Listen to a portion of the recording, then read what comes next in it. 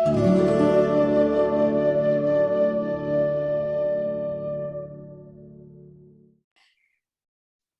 Ifland, you mentioned, you said that sugar is more addictive than cocaine. So how does sugar hijack the brain? Let's talk about the brain. What's happening in the brain? Okay. And So also, if you don't mind, when we say sugar, what are we talking about? we're talking about anything with a intense sweet taste.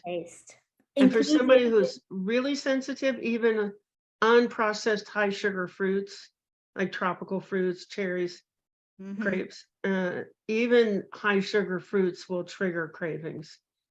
Why? Because they will trigger the reward brain cells to release a lot of craving neurotransmitters. So there are three parts of the brain in a classical addiction. There are three main parts of the brain that are altered. And then in the case of food addiction, there's a fourth section of the brain that makes food addiction much more powerful than a drug addiction or alcohol addiction in terms of being a difficulty in making it stop. So the first section is the reward pathways. They're hypersensitive. They're hyper reactive. They will just gush out a flood of cravings in the brain under cueing. So cueing is triggering, reminding, stimulating. It's the sight, sound, smell. It's a reminder or anything associated with the food. So if you always go out with your friend on the weekend and you have some ooey gooey treat, just seeing that friend by association will trigger that flood. So you have these hypersensitive, reactive reward centers. That's serotonin, dopamine, opiate, and cannabinoid. They're distinct centers, and because there's so many different substances, there's sugar, there's flour, there's gluten, there's excessive salt, there's dairy, there's excessive fats, there's caffeine, and there are food additives. All in a food addicted person, all four of those pathways are hypersensitive. And it makes it even more difficult to put the addiction into remission. So that's one part of the brain. You have a hyperactive, a hypersensitive reward centers. Now, when the brain is so beautifully engineered, when you get that euphoria, the body goes into alarm. It says, whether you're an evolutionist or a creationist, this is the same in both fields of thought, is you're not safe. If you're in this euphoric out of it state, you're not safe. The saber-toothed tiger could get you, a neighboring tribe could kidnap you. You're not safe. So the brain attempts to bring you back down to earth by activating the stress pathway. So now you have a hypersensitive stress pathway, which is signaling the adrenal glands, release adrenaline, release adrenaline, release adrenaline. It's the technical name is corticotropin releasing factor, CRF pathway. So you have the addiction, and then you have this response. Now you have a hyperactive stress pathway. You have adrenal glands that are pumping out adrenaline all the time. The thing that's really interesting about this and tragic is that the reverse is also true.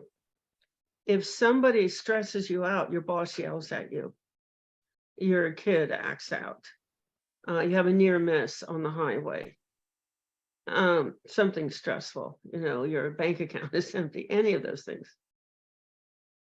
And you have a natural stress response, the the numbing reward center cells will kick off to make you feel better. So stress, and people talk about stress eating. It's not stress eating. It's stress that has activated the addictive eating. So that's area number 2 of the brain. Now, while all of this activity is going on in the midbrain, the frontal lobe, our brand new brain, only a couple 100,000 years old, is not getting blood supply.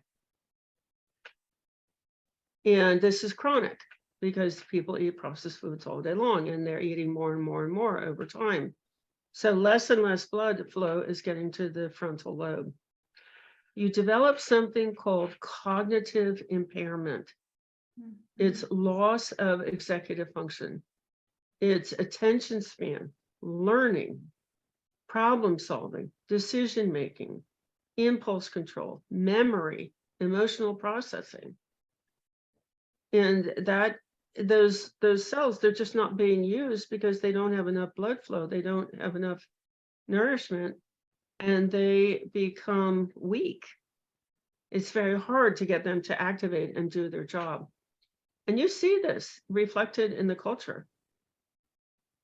People have poor attention spans, they have learning difficulties, they have poor problem solving, they have poor decision making, they have poor impulse control, they have memory loss. Americans are eating today, and this is something that just goes up over time. They're eating 73% of their food in drugs. They're eating 73% of their food in substances that do those three things. Now, in the case of processed food addiction, there's a fourth area of the brain that is altered, and that is food seeking. Why? Because this high fructose corn syrup converts to fat so easily, people develop fat under their skin, subcutaneous fat. And they go to diet programs, and diet programs say, oh, eat 1,200 calories or fast, or starve yourself, or eat 800 calories, or eat 400 calories. And the brain interprets that as famine. Never before in the history of the world have people been starving when there's enough food. So the primitive brain, the reptilian brain, the part of the brain that's 7 million years old, that part of the brain says, oh, there's only one explanation for being hungry all the time. Well, it must be a famine. So let's really gear up our food seeking.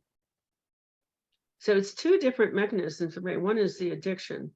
Every time you have that flood, it's followed by a crash. The crash is incredibly uncomfortable, and you will go out and you will seek drugs to correct the crash, to come out of that pit. And now you have a second mechanism, which is fear of famine, food seeking. It's terrible. People become, all they can think about is food, food, food, food, food, food, food. They lose their lives. You know, they look like they're functioning, they're getting up, they're getting dressed. I don't know how they do it, because now they're also sick. And they go to work and they take care of their children. It's just amazing. They're the real heroes of our culture. But in fact, all they can think about is food.